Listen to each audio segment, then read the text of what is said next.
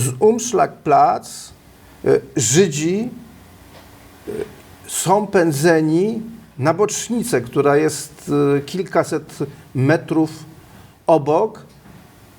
Z tej bocznicy wpychani są, władowywani są do wagonów i ich droga kończy się w Treblince, w miejscu śmierci, zagłady niemal 300 000 mieszkańców warszawskiego getta, zagazowanych tam pomiędzy lipcem a wrześniem, wtedy jest apogeum tej tak zwanej Grosse Aktion 1942 roku.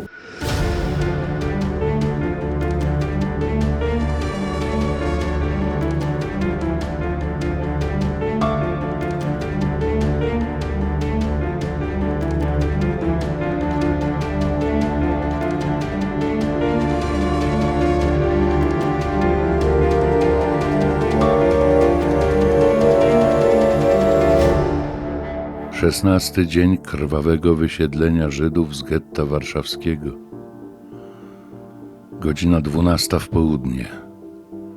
Siedzę blisko piwnicy, która ma być moją kryjówką przed hitlerowskimi mordercami, mogącymi nadejść lada chwila z małego getta, gdzie szaleją już od 7 rano. W przeciągu tych kilku godzin tysiące ofiar zostały wypędzone stamtąd przez krwiożercze zwierzęta na plac, skąd będą przetransportowane w zapieczętowanych wagonach towarowych na miejsce zagłady o nazwie Treblinka. Już ponad 100 000 Żydów, mężczyzn, kobiet i dzieci zamordowano w straszliwy sposób w ciągu 15 dni trwania wyniszczającej akcji. Hitlerowskie bestie pracują z całych sił, strzelają do starych i chorych zaraz na miejscu, na krwawym placu. Albo wyprowadzają na cmentarz, wrzucają żywcem do wykopanych grobów i zabijają bronią maszynową. Właśnie przyszedł żydowski porządkowy i mówi, że hitlerowskie bestie buszują jeszcze w małym getcie. O 5 po południu na pewno przyjdą do dużego getta. Na dziedzińcu panuje straszliwy popłoch. Przede wszystkim chowa się dzieci, na które hitlerowscy mordercy najbardziej się czają. Ja postanawiam nie iść do piwnicy. Nie będę zajmował miejsca, w którym można jeszcze schować kilkoro dzieci. Dzieci mają pierwszeństwo do zostania uratowanymi, myślę. Biegnę szukać innej kryjówki. Fragment dziennika Menachema Mendla Kohna, zamieszczonego w archiwum Ringelbluma.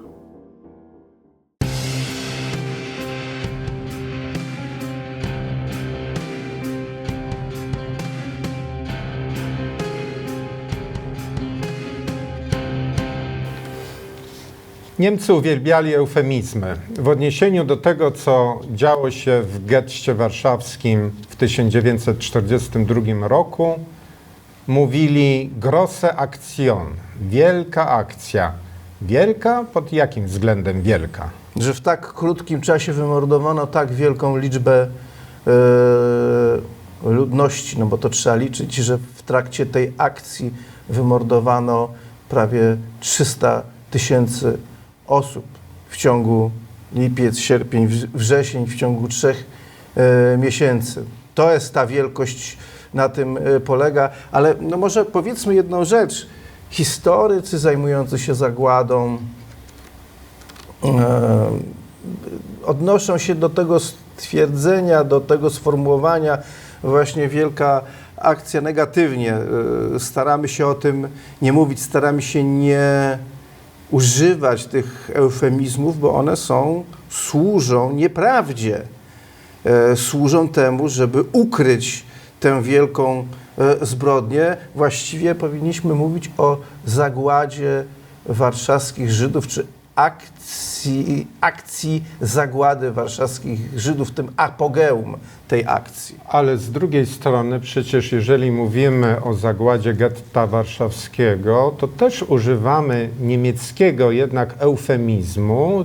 Przyjęło się używać to określenie Umschlagplatz, czyli plac przeładunkowy, ponieważ do obozu śmierci w Treblince, dokąd wysłano około 300 000 mieszkańców getta warszawskiego od lipca do września 1942 roku, to te transporty Niemcy nazywali właśnie transportami, ewakuacją, ładunkiem. Wszyscy ci ludzie musieli przejść przez to miejsce, ci ludzie, którzy zostali wówczas zamordowani, ale może najpierw wyjaśnijmy, jak oni tutaj docierali, zanim opowiemy troszkę Technologia więcej o zbrodni. Umschlagplatzu. Technologia zbrodni. Jak to wyglądało? Tak, w lipcu Niemcy wezwali władzę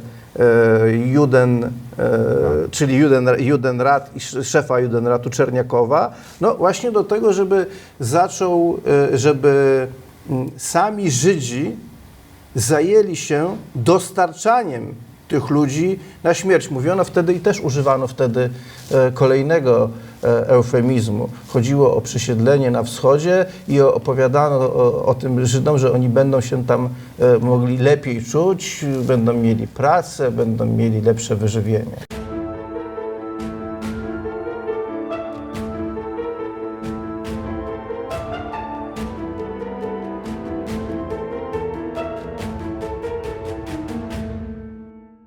Tą rozmowę Adam Czerniaków odbył z władzami niemieckimi 22 lipca 1942 roku. Został wezwany, aby usłyszał polecenie wytypowania paru tysięcy swoich rodaków do transportu, co do którego nie miał wątpliwości, że zakończy się ich zagładą.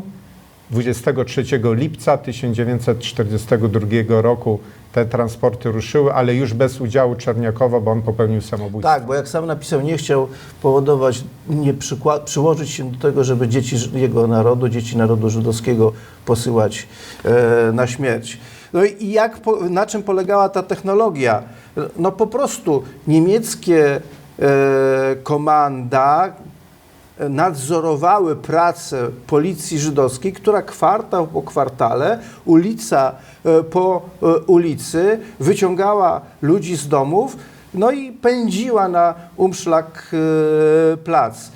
Ja patrzyłem, mam jeszcze prawie przed oczami tabelę dzienną liczby ofiar, które były codziennie dostarczane na to straszne miejsce, na Umschlagplatz, i w apogeum akcji w lipcu to było średnio od 5 do 6 tysięcy osób dziennie, no tyle, ile mogło być załadowane do pociągu. Oczywiście zdarzały się takie dni, że było to na przykład 10 nawet tysięcy osób, a były też i takie dni, kiedy to było 2000 osób, ale średnio trzeba liczyć, to jest codziennie 5 do 6 tysięcy osób pędzono tutaj na Umschlagplatz.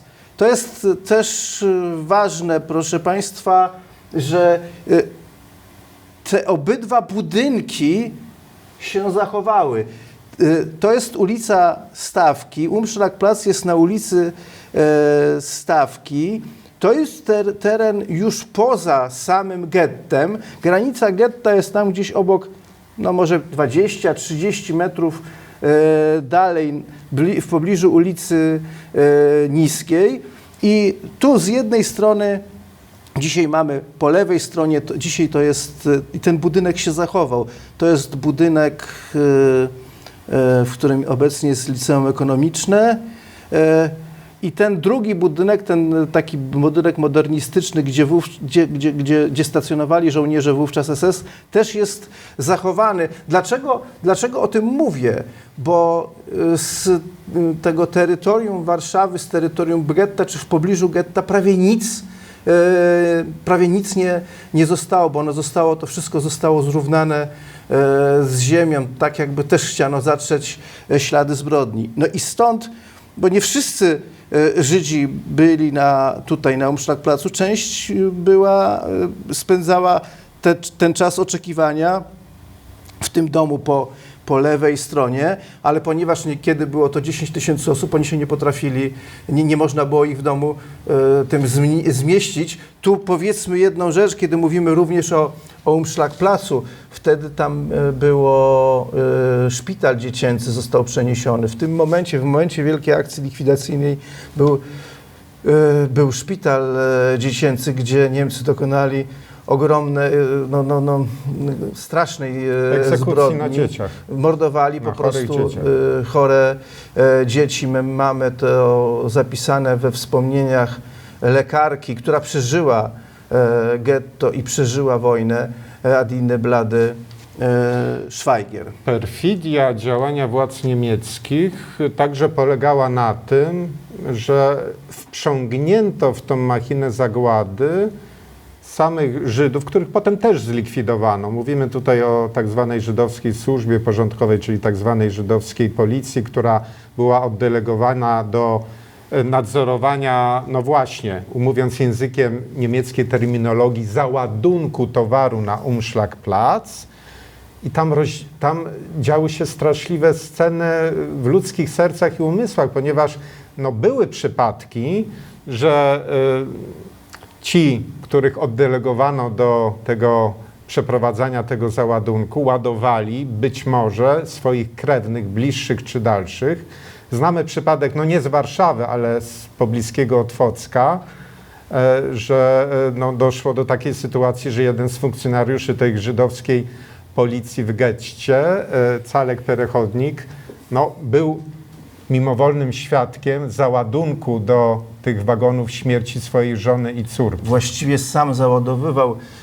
Musimy o tym powiedzieć, bo w trakcie zagłady warszawskich Żydów oprawcy zrobili sobie przerwę, oprawcy warszawscy, i wyjechali poza Warszawę. Oprawcy niemieccy Warszawy. Tak, i pojechali ci Niemcy, tak, i oni pojechali między innymi pojechali do Otwocka.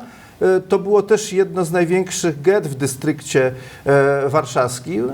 To było gdzieś w połowie sierpnia, czyli prawie w środku, można powiedzieć, tej całej akcji. I my o tej sytuacji, w której jeden z policjantów wysyła na śmierć swoją ukochaną córeczkę dwuletnią i swoją żonę, wiemy z zapisu właśnie owego policjanta żydowskiego, Calela Perechodnika. I książka nosi tytuł Spowiedź. Jest to wstrząsające świadectwo zagłady. Ale wróćmy może jeszcze do Warszawy. Właśnie, bo tych świadectw, tym razem już o zagładzie getta warszawskiego, też jest trochę. No właśnie, dlaczego tutaj... No chyba chcemy Państwa namówić do czytania tych materiałów źródłowych, bo chyba zgodzisz się ze mną, że historyk nie jest w stanie, żeby nie wiem jak był zdolny, nie wiem jak dobrze pisał, ani historyk, ani literat nie jest w stanie tego wszystkiego opisać, i żeby zrozumieć to, co się działo, żeby zrozumieć sens i istotę tej zbrodni, musimy sięgnąć do źródeł. Ja tutaj chciałem Państwu pokazać dziennik Abrahama Lewina. On bardzo dokładnie w drugiej części tego dziennika opisuje przebieg tej akcji zagłady warszawskich Żydów. No i musimy wspomnieć również o Emanuelu Ringelblumie i grupie Onek Szabak. To była grupa, która od roku 1940 zajmowała się dokumentowaniem zbrodni niemieckiej. To było około 50-60 osób, które cały czas, zresztą Lewin też należał do tej grupy.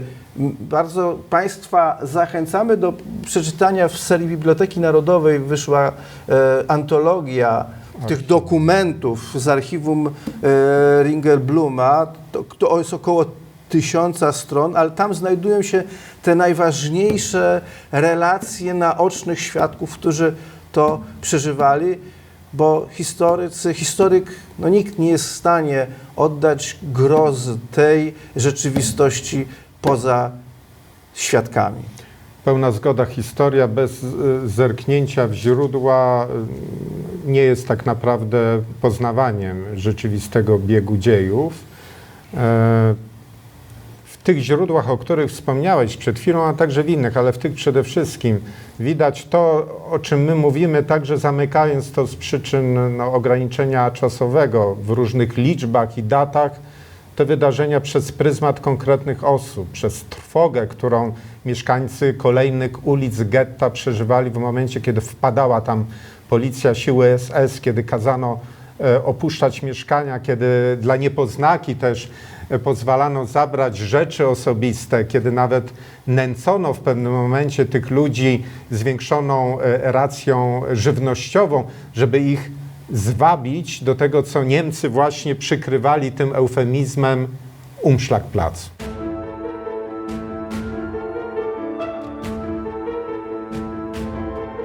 Jeżeli mówimy o wielkiej akcji deportacyjnej, która zaczęła się i była przeprowadzana systemowo od 22 lipca 1942 roku do 21 września tego samego roku, czyli 2 miesiące, to tutaj trzeba zwrócić uwagę na to, co ci ludzie wcześniej doświadczyli. Na ile oni byli w stanie na przykład podjąć kroki właśnie takie jak bunt, zorganizowany mniej lub bardziej, zbrojny mniej lub bardziej.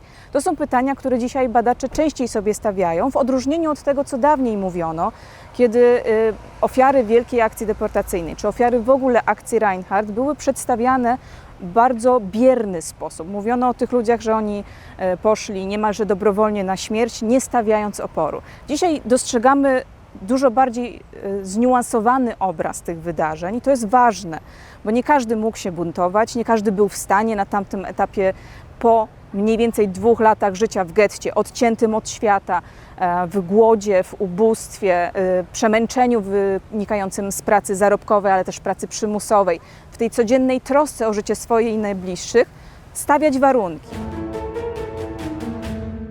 Z Umschlagplatz Żydzi są pędzeni na bocznicę, która jest kilkaset metrów obok. Z tej bocznicy wpychani są, władowywani są do wagonów i ich droga kończy się W Treblince, w miejscu śmierci, zagłady, niemal 300 000 mieszkańców warszawskiego getta, zagazowanych tam pomiędzy lipcem a wrześniem, wtedy jest apogeum tej tak zwanej Grosse Aktion 1942 roku, ale jednak ta wielka akcja, chociaż była rzeczywiście apogeum ludobójstwa, pozostawia przy życiu jeszcze Żydów w getcie. tak, różnie się liczy, ale to było prawdopodobnie około 60 000 osób. Oni pracują, część z nich jest, jak to się mówi, to też paradoksalnie, ale tak nielegalnie. Część z nich pracuje w tak zwanych shopach i są siłą roboczą wykorzystywaną przez Niemców. I ten koniec, właściwie koniec getta warszawskiego jest związany z tak zwaną drugą akcją likwidacyjną, czy tak drugim etapem zagłady warszawskich Żydów na początku roku 1943, gdzie sam Himmler rozkazuje właśnie pozbycia się tak zwanych nielegalnych Żydów, którzy nie pracują. Niemcy wchodzą do akcji, no i tym razem napotykają na opór.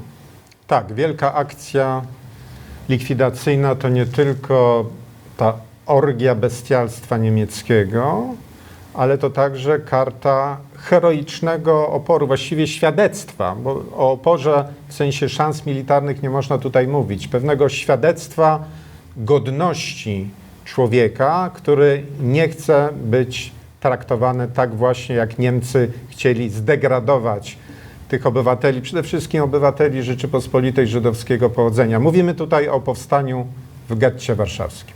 Tak. I po powstaniu w maju 1943 roku historia getta ostatecznie się zamyka i zamyka się w ten sposób historia warszawskich Żydów i chyba też polsko-żydowskiej Warszawy.